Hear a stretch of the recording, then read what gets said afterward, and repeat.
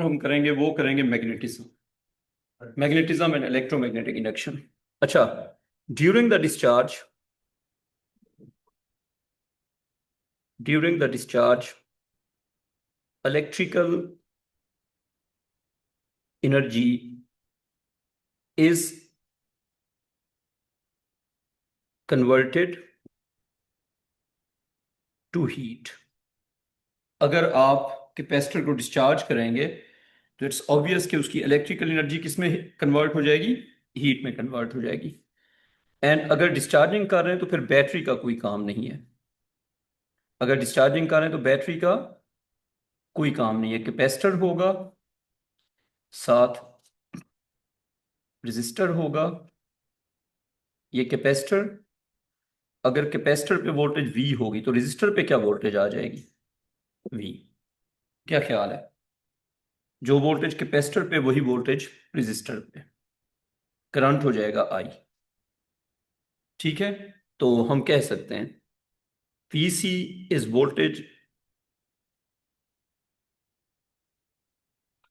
Across capacitor, VR is voltage across resistor। बेटा VC है voltage across capacitor, VR है voltage across resistor, and here we know that VC is same as VR because they are in parallel and that is equal to V। ये बात लिखने के बाद आगे चलेंगे। ठीक है। अच्छा, अब अगर हम बात करते हैं शुरू वाले टाइम की, अली भाई ग्रुप में लिंक भेज दिया था ना? चलें, आप फिर हाजिरी लगा के 7-10 तक बेशक छुट्टी कर लें। अच्छा बच्चों, टाइम जीरो के ऊपर, एट टाइम जीरो, आपका क्या ख्याल है, वोल्टेज और चार्ज मिनिमम होंगे या मैक्सिमम होंगे? सोच के बताना है। जीरो टाइम के ऊपर वोल्टेज भी मैक्सिमम, जीरो टाइम के ऊपर चार्ज भी मैक्सिमम। बताओ, आती है समझ? जीरो टाइम के ऊपर maximum charge, maximum voltage. Maximum voltage को या इनिशियल वोल्टेज को हम वी नॉट कहते हैं और चार्ज को हम क्यू नॉट कहते हैं। डू यू बिलीव कि जब कैपेसिटर को हम फुली चार्ज कर लेंगे और डिस्चार्ज करेंगे तो शुरू में वोल्टेज और चार्ज दोनों मैक्सिमम होंगे? डिस्चार्जिंग कर रहे हैं ना? अच्छा, तो इनको हम इनिशियल भी कह सकते हैं ना, स्टार्ट वाले, इनिशियल वोल्टेज। और ये क्या हो जाएगा, इनिशियल चार्ज। ठीक। अच्छा, अब हम आते हैं जी एक और बात पे। ये बात अगर आपने लिख ली है, फर्ज करें अगर हम बात करते हैं करंट की, तो करंट की भी सबसे पहले हम इनिशियल करंट की बात करेंगे। हादी किसकी बात करेंगे सबसे पहले? Initial current. इनिशियल करंट को हम आई नॉट बोल सकते हैं और वो इक्वल होगा वी नॉट ओवर आर के। समझ आ गई बात? तो मुझे बता दो, शुरू में करंट होगा आई नॉट और वो किसके इक्वल होगा, वी नॉट ओवर आर के। कॉपी कर लो, हो गया कॉपी? आगे चले जाएं। सर थोड़ा सा ऊपर करें। जी बेटा, ये थोड़ा सा ऊपर कर दिया। इनिशियल जो शुरू वाला करंट है वो आई नॉट होगा और वो इक्वल किसके होगा, वी नॉट ओवर आर के। और टाइम के साथ फिर वो कम होता जाएगा। सबसे इंपॉर्टेंट सेंटेंस, कैपेसिटर के डिस्चार्ज का जो सबसे इंपॉर्टेंट सेंटेंस है वो ये है कि discharge of a capacitor, discharge of a capacitor is an exponential, discharge of a capacitor is an exponential decay। Exponential decay का मतलब ये है कि आप मुझे ये बताएं, नहीं नहीं, मैं कोई बात, मुझे टीचर बनने दो ना। अच्छा, एक्सपोनेंशियल डिके का मतलब ये है कि वोल्टेज, चार्ज और करंट डिक्रीज करेंगे और एक्सपोनेंशियली डिक्रीज करेंगे। अब एक्सपोनेंशियली क्या होता है वो मैं एक्सप्लेन करूंगा। तो एक्सपोनेंशियल डिके का मतलब है कि वोल्टेज, वोल्टेज अक्रॉस होगी ना कैपेसिटर के, voltage across the capacitor, charge across होगा या चार्ज किसी एक प्लेट पे होगा? charge on any one plate, charge on any one plate, voltage across the capacitor, charge on any one plate, and current, तीनों चीजें डिक्रीज करती हैं. Current will decrease exponentially. अच्छा, आपने ओ लेवल के मैथ्स में एक्सपोनेंशियल डिके और exponential growth पढ़ा होगा. एक्सपोनेंशियल ग्रोथ भी होती है, एक्सपोनेंशियल डिके भी होता है. हमारे सिलेबस में ग्रोथ नहीं है, हमारे सिलेबस में सिर्फ डिके है. तो हेडिंग दो एक्सपोनेंशियल डिके. क्या हेडिंग देनी है? Exponential decay. क्या होता है एक्सपोनेंशियल डिके? मैं आपको समझा देता. अगर कोई चीज इस तरह डिक्रीज करे कि उसकी डिक्रीज का रेट और उसकी अमाउंट डायरेक्ट प्रोपोर्शन में हो. फॉर एग्जाम्पल, अगर अमाउंट आधी हो जाए तो रेट ऑफ डिक्रीज भी आधा हो जाए. अगर अमाउंट वन थर्ड हो जाए और रेट ऑफ डिक्रीज भी वन थर्ड हो जाए. अगर अमाउंट वन ओवर टेंथ होने से रेट ऑफ डिक्रीज भी वन ओवर टेंथ हो जाए तो उसको एक्सपोनेंशियल डिके कहते हैं. So exponential decay is such a decrease in which the rate of decrease is directly proportional to the amount power one. ये हम लिख देते हैं. Exponential decay is decrease of a quantity. अगर हम जनरली बात करते हैं तो क्वांटिटी को एक्स वाई जी कुछ भी कह सकते हैं ना. Decrease of a quantity y, उसको हम वाई कह देते हैं. हम कर रहे हैं कैपेसिटर का डिस्चार्ज, और अभी हम देख रहे हैं Ibrahim exponential decay. Power one तो क्या फायदा? का कोई फायदा नहीं है. केमिस्ट्री पढ़ते हो? केमिस्ट्री पढ़ते हो? यस और नो? केमिस्ट्री पढ़ते हो ना? तुम्हारी बात कर रहा हूं, तुम पढ़ते हो ना? जीरो ऑर्डर रिएक्शन क्या होता है? जीरो ऑर्डर केमिकल रिएक्शन नहीं पता? फर्स्ट ऑर्डर रिएक्शन कैनेटिक्स पढ़ा हुआ है? नहीं पढ़ा हुआ? रेट्स ऑफ रिएक्शंस पढ़े हुए हैं? आपने पढ़े हुए? नहीं पढ़े हुए? तो जब हम कहते हैं जीरो ऑर्डर रिएक्शन, वो क्या होता है? Rate of reaction depends on the reactant power one. First order reaction, rate of reaction depends on the reactant power 1. When the rate of reaction depends on the reactant power 1, it is exponential decay and it has a constant half life. इसकी half life भी क्या होती है? Constant होती है. Chemistry की क्लासें लिया करो. वैसे मैंने कोई जो बात की है ना, बात सुनो. बात बड़ी सिंपल है. कोई चीज डिक्रीज कर रही है, उसका जो रेट ऑफ डिक्रीज है वो उसकी अमाउंट पावर वन पे डिपेंड कर रहा है. यानी कि अमाउंट आधी, देखो अगर स्क्वायर पे डिपेंड करता तो अमाउंट के आधा होने से रेट वन फोर्थ हो जाता. ठीक है. अगर क्यूब पे डिपेंड करता तो अमाउंट के आधा होने से वन एट्थ हो जाता. लेकिन यहां पे किस पे डिपेंड करे? अमाउंट पावर वन पे. तो decrease of a quantity y such that the rate of decrease such that the rate of decrease is directly proportional is directly proportional to the first power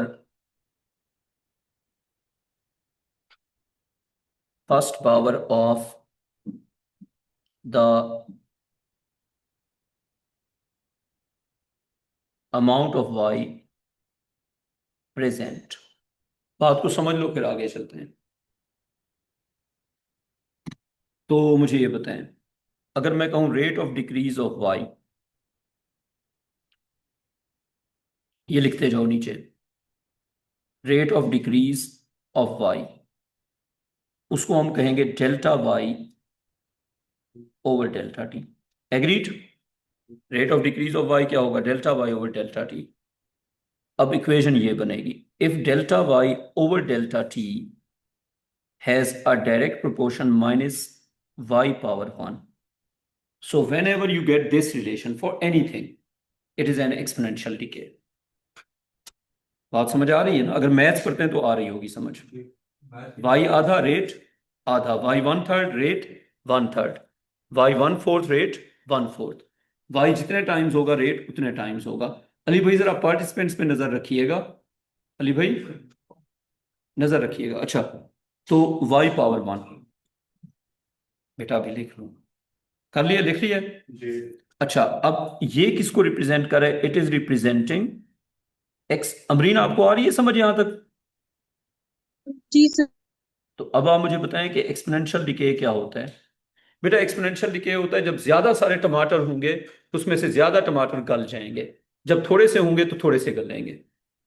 फर्ज में आपने orange बहुत ज्यादा store किए हुए हैं मन्नू के हिसाब से, तो खराब भी तो ज्यादा होंगे ना, और अगर अमाउंट कम होगी तो खराब भी कम होंगे। इसी को एक्सपोनेंशियल डिके कहते हैं कि जो चीज खराब हो रही है या जो चीज डिक्रीज कर रही है वो अमाउंट डिपेंडेंट हो जाए। गाड़ी का फ्यूल कंजप्शन एक्सपोनेंशियल है या नहीं है? गाड़ी का फ्यूल कंजप्शन एक्सपोनेंशियल है या नहीं है? क्या कहोगे? नहीं है। क्यों नहीं है? क्योंकि the average does not depend on the amount of fuel. If the average depends on the amount of fuel then it would have been exponential. समझ आ रही है बात? आप टैंक को फुल कर लें, टैंक को आधा कर लें, टैंक को वन थर्ड कर दें, गाड़ी की जो एवरेज होती है वो गाड़ी पे डिपेंड करती है कि गाड़ी है कौन सी, वो उस फ्यूल पे डिपेंड नहीं करती। क्लियर यहां तक बात? अच्छा मुझे बताओ, अगर हम प्रोपोर्शनैलिटी को कन्वर्ट करते हैं इक्वल में तो क्या लगेगा? कांस्टेंट। और यहां पे नेगेटिव साइन क्या रिप्रेजेंट कर रहा है? डिक्रीज। ठीक है। अगर हम प्रोपोर्शनैलिटी को इक्वल में कन्वर्ट करेंगे तो क्या बन जाएगा? Delta y over delta T is negative के पावर वाई। ठीक। एक्सपोनेंशियल रिलेशंस की दो फॉर्म्स होती हैं जो कि आप मैथ्स में उनको आपस में रिलेट करते हैं, उनकी डेरिवेशन करते हैं, फिजिक्स में नहीं करते। ठीक है। फिजिक्स में आप रट्टा करते हैं। फिजिक्स में क्या करते हैं? रट्टा। आप में से मैथ्स कौन कौन बच्चा पढ़ता है? डिफरेंशियल इक्वेशंस पढ़ी हुई है। This topic is about differential equation. अगर आप ये हायर क्लासेस में पढ़ेंगे फिजिक्स में तो आपको डिफरेंशियल इक्वेशंस इसमें लेके आना पड़ेगा। लेकिन क्योंकि हम इसको पढ़ रहे हैं फिजिक्स में तो हम इसको सिंपल रखेंगे। किसी भी एक्सपोनेंशियल की दो फॉर्म्स होती हैं। एक होती है रेट फॉर्म। कौन सी फॉर्म होती है? Rate form of exponential. एक कौन सी फॉर्म होती है? Rate form, derivative form. एक होती है एक्सपोनेंशियल फॉर्म। एक कौन सी फॉर्म होती है? Exponential form. अच्छा, एक्सपोनेंशियल फॉर्म कहाँ से आती है? बायो वाले बच्चों को जानने की जरूरत नहीं है, फिजिक्स के सिलेबस में भी नहीं है, लेकिन मैथ्स वाले बच्चों के लिए ये है। अगर हम 1/x को इंटीग्रेट करते हैं क्या आ जाएगा? Natural log of x. सही है। जब नेचुरल लॉग ऑफ एक्स आता है तो नेचुरल लॉग का इनवर्स फंक्शन क्या होता है? एक्सपोनेंशियल। तो जहां पे 1/x होता है वहां पे इंटीग्रेट करने से क्या आ जाता है? नेचुरल लॉग आ जाता है। ये वही कहानी हम यहाँ पे लिख रहे हैं। लेकिन फिजिक्स के सिलेबस में वो वाली ट्रेल नहीं है, सीधा सीधा काम है। अब लेफ्ट साइड पे आप लिखेंगे वो इक्वेशन जो ऊपर लिखी हुई है, delta y over delta t. पढ़ेंगे क्या इसे? Rate of decrease of y equals to negative of some constant y की power 1। Every exponential will have an equation like this। नहीं आएगी। लिख दिया। अब आपने राइट साइड वाली फॉर्म को फिजिक्स में कम से कम रट्टा करना है। रट्टा किस तरह करना है मैं सिखाता हूं। The quantity is y। Everything has been discussed about y। अब जब एक्सपोनेंशियल फॉर्म लिखेंगे तो सबसे पहला काम y over y not. y over y not. y not क्या है? y क्या है? y naught is the initial value। y naught is the value at time 0। y naught is the initial value। y is the value after time t। आगे समझ बात? y value है जो कुछ टाइम के बाद रह गई। अगर हम कैपेसिटर की बात करेंगे तो y की जगह पे वोल्टेज आ जाएगी, फिर y नॉट की जगह v नॉट होगा और y की जगह v होगा। तो वहां पे ये होगा कि इनिशियल वोल्टेज और रिमेनिंग वोल्टेज, कुछ टाइम के बाद कितना वोल्टेज, कितना चार्ज, कितना करंट रह गया। तो y नॉट शुरू वाली वैल्यू और y जो वैल्यू बच गई। राइट साइड पे होगा e power. e is the exponential. E is the exponential. E की पावर, बेटा टीचर कौन है? इधर से पकड़ेंगे आप कांस्टेंट और इधर से पकड़ेंगे जो आपका इंडिपेंडेंट वेरिएबल है, टाइम के साथ चेंज हो रहा है ना। माइनस के, आप टी लिखें या डेल्टा टी लिखें, it will not matter. So this is the way.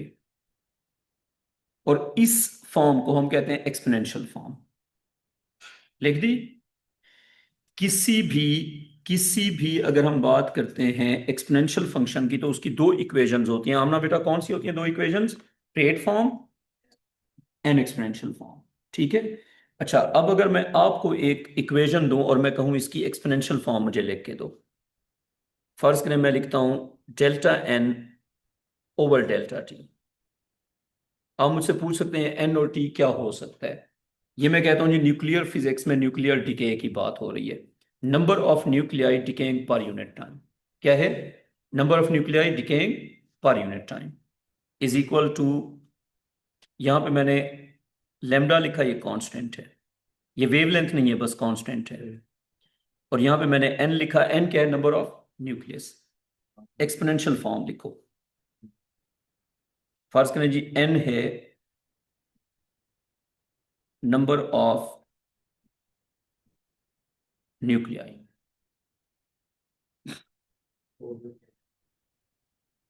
आमना बेटा हो जाए तो मुझे बताएं। करोगे फॉर्मूला फिर e की पावर माइनस लैम्डा। हाँ जी, तो राइट साइड पे क्या लिखेंगे? आमना बताओ बेटा। एन की जगह पे क्या आ जाएगा? N over N naught. और राइट साइड पे ई की पावर माइनस लेमडा टी। मेरा ख्याल है कि समझ आ गई होगी। अच्छा, अब अगर तो पढ़ लेंगे। तो अभी इज इट एक्सपोनेंशियल और इट्स नॉट? कल मैं क्वेश्चन सॉल्व करने की कोशिश कर रहा हूँ, मेरा दिमाग खराब हुआ इसके। तो बेटा अगर आप आगे के सवाल करेंगे जो आपने पढ़ा हुआ नहीं है तो आप नो कमेंट्स, आगे चलते हैं। अच्छा बच्चों, यहां तक हो गया।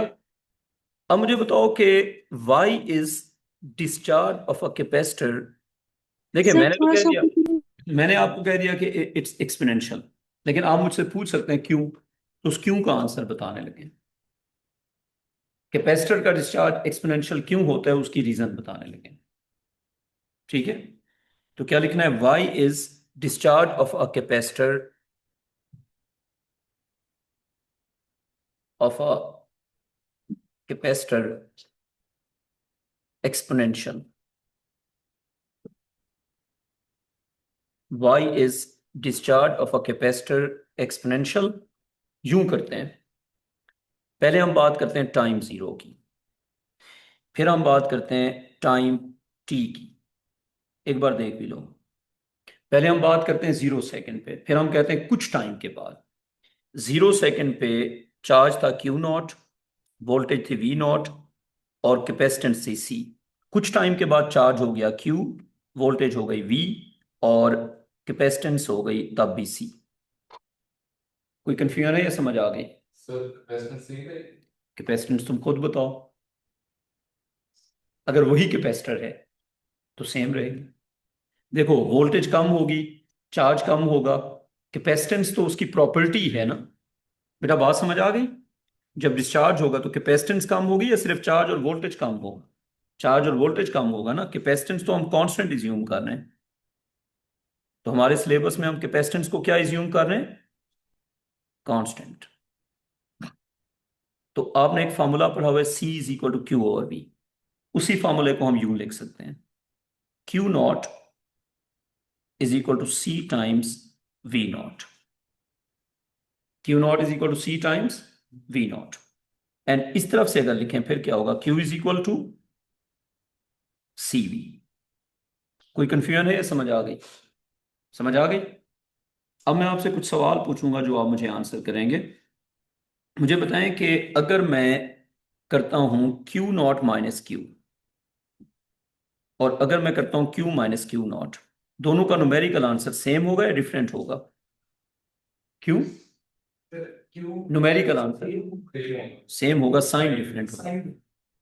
इधर लिखो प्लस डेल्टा क्यू और इधर लिखो माइनस डेल्टा क्यू, और बताओ बात समझ आ गई?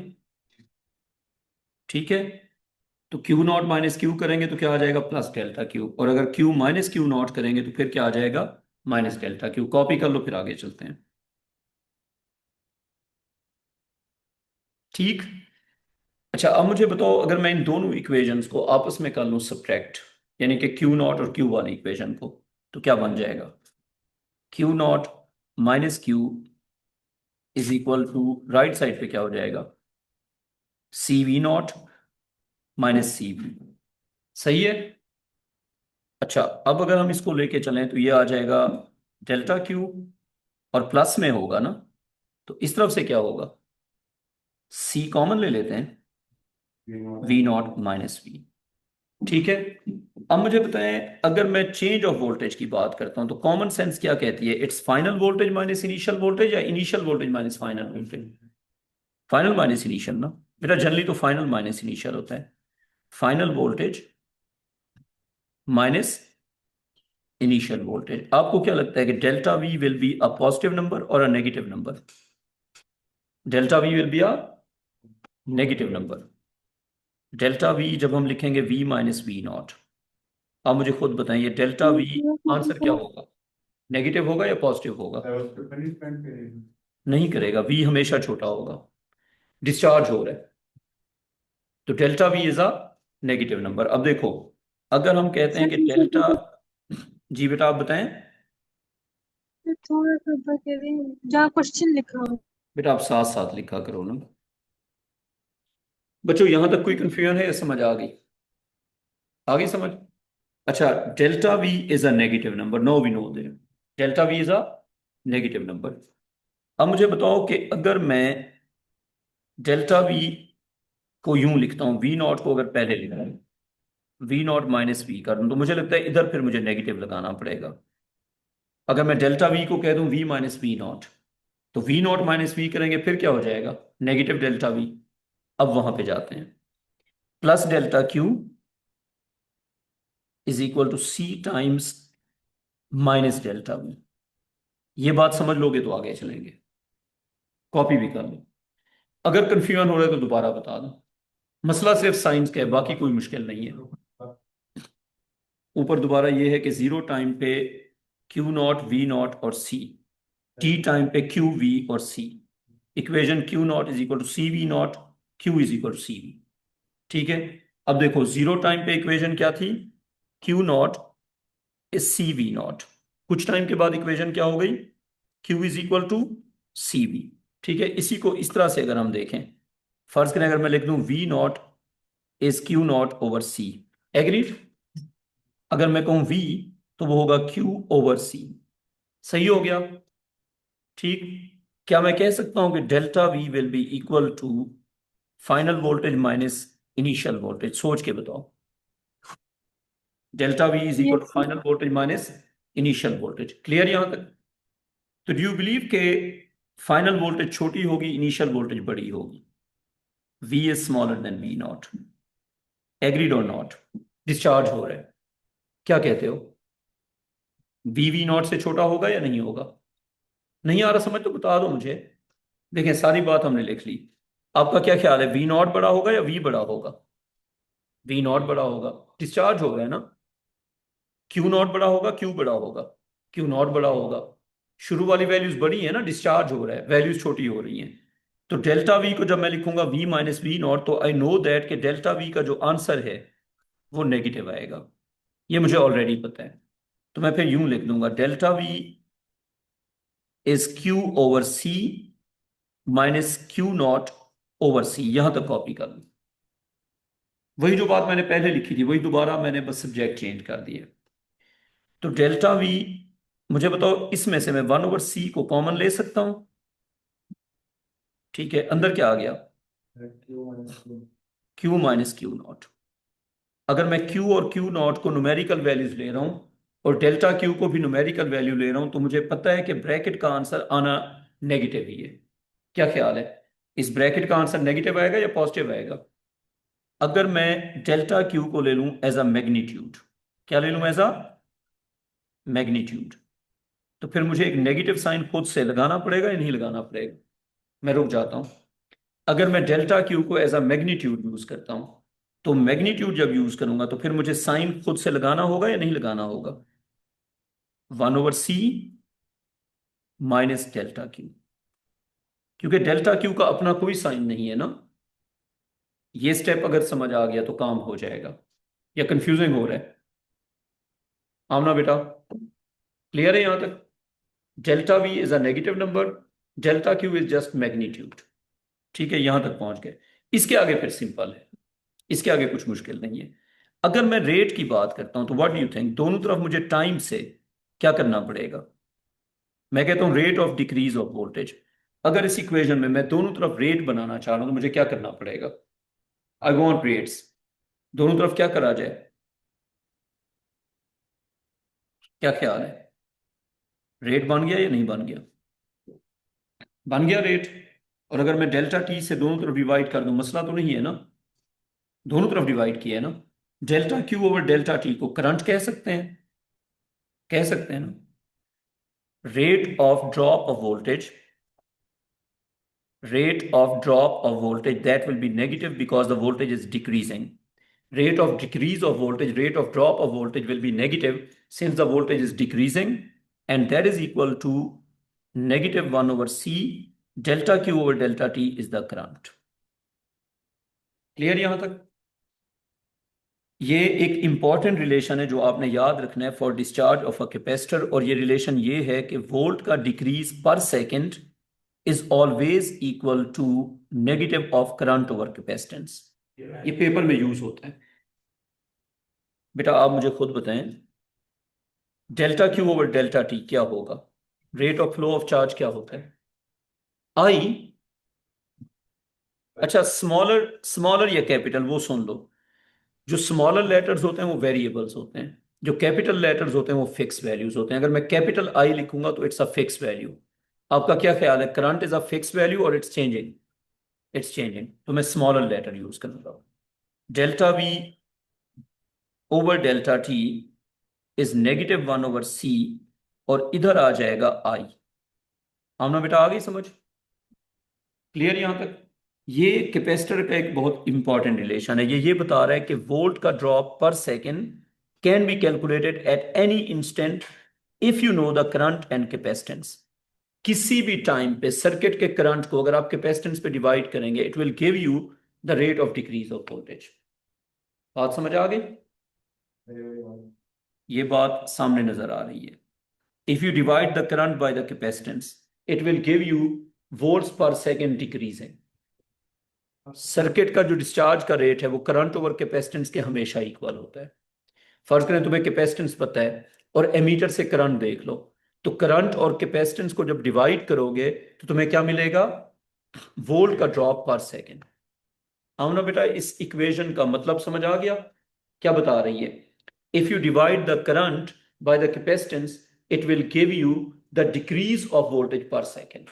ठीक है, तो अगर फर्ज करें आप कैपेसिटर को डिस्चार्ज कर रहे हैं, तो करंट जो है उसको जब भी आप डिवाइड करेंगे कैपेसिटेंस पे, वो आपको क्या बताएगा कि वोल्ट पर सेकेंड कितना डिक्रीज कर रहे हैं। क्लियर अब ये बात? अब एक स्टेप और है जी, इसकी डेरिवेशन पे सवाल आते हैं। पूरी डेरिवेशन नहीं आएगी, बीच में से चीजें पूछेंगे। अच्छा, अब लिखो सिंस। मुझे ना फिजिक्स सख्त ना पसंद है, तो अगर कोई चीज सिलेबस में ना हो तो मैं कभी भी नहीं पढ़ाऊंगा। मुझे फिजिक्स और बच्चे दोनों ही ना पसंद है। स्कूल, एकेडमी, बच्चे और फिजिक्स, ये चार चीजें अगर मुझे ना पसंद है तो मैं ऑब्वियसली कोई भी चीज ज्यादा नहीं पढ़ाऊंगा। टीचिंग भी मुझे सख्त ना पसंद है। कॉपी हो गया? मैं प्योरली पैसों के लिए पढ़ाता हूं, प्योरली। कोई उसके, देखो मैं तुम्हें बता रहा हूँ, जिसको पैसे नहीं देंगे पढ़ाएगा। मैं तुम्हें एक सिंपल बात बता रहा हूं, मैं सिर्फ पैसों के लिए पढ़ाता हूं। ठीक है, अच्छा देखो, I is equal to V over R, तो क्या बन जाएगा?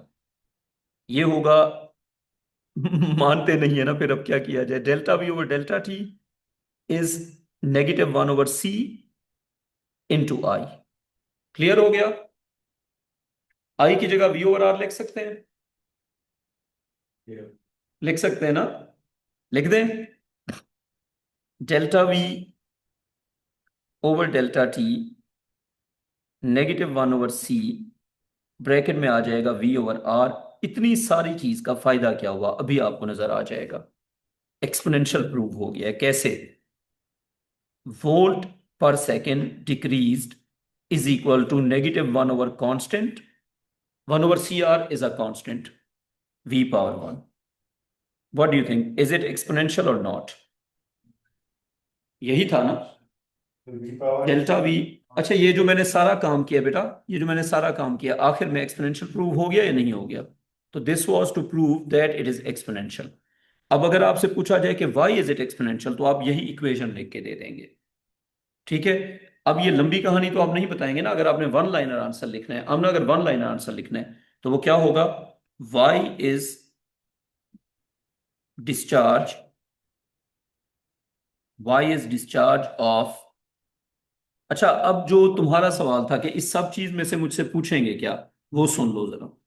इस सब चीज में से तुमसे इस पे सवाल पूछ सकते हैं। जैसे तुम्हें बता देंगे करंट और बता देंगे कैपेसिटेंस और कहेंगे बताओ वोल्ट पर सेकंड किस रेट पे डिक्रीज कर रहा है। ठीक है।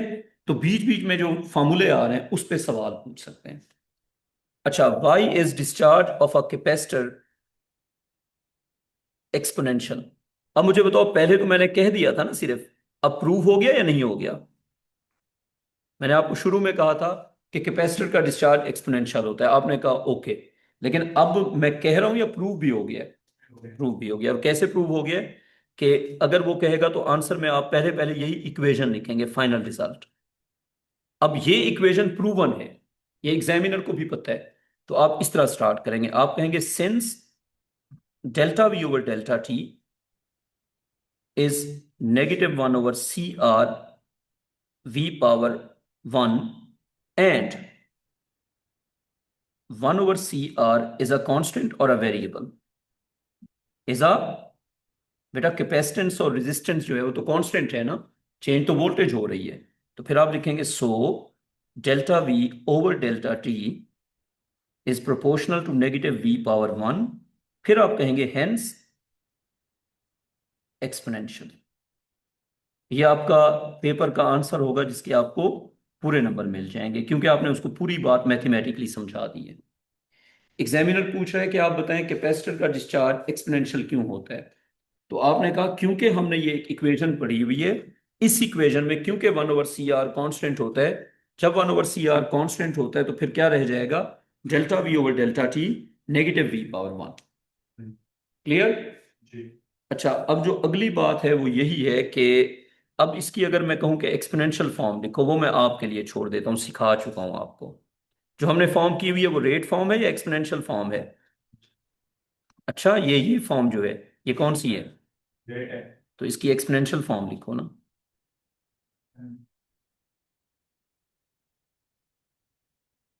हाँ जी, अब हम इसकी कौन सी फॉर्म लिख रहे हैं? Exponential form. v over V not.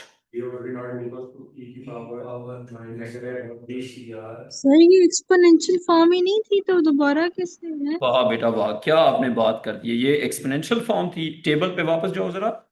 Table के दो कॉलम में से लेफ्ट साइड पे क्या लिखा हुआ है? ओ अच्छा, डेल्टा डेल्टा वाली क्या होती है? रेट फॉर्म ना। ठीक है, ठीक है। Every exponential has two forms, derivative integral. Derivative integral. तो rate form is basically derivative and exponential form is basically integral. आपने लिख ली? राइट में मुझे बताएं क्या होगा फिर? v over V not. बताएं v क्या होगा और v नॉट क्या होगा? v नॉट शुरू वाली voltage, v voltage after after some discharge is equal to e⁻1/c r। C R जो है ये कांस्टेंट हो गया, इसको कहते हैं टाइम कांस्टेंट। क्या कहते हैं इसको? Time constant. और साथ क्या आ जाएगा? साथ आ जाएगा टी। ठीक है। अब हम इसको अप्लाई करना सीखेंगे। इसके बाद अब आप मुझसे सवाल पूछ सकते हैं कैपेसिटर की कितनी और क्लासेस हैं? We need 2 more classes because exponential decay के बाद एनर्जी का टॉपिक रह गया है और एक दिन फिर पास पेपर की प्रैक्टिस करेंगे। ठीक है। तो कैपेसिटर के 2 दिन और हैं, उसके बाद विल बी स्टार्टिंग मैग्नेटिज्म है। कल तुम क्यों नहीं आओगे? अच्छा, रिजल्ट है तुम्हारा कल? अच्छा अच्छा, रिजल्ट है कल। Best of luck. Take care बच्चों। अच्छा, मैंने जितने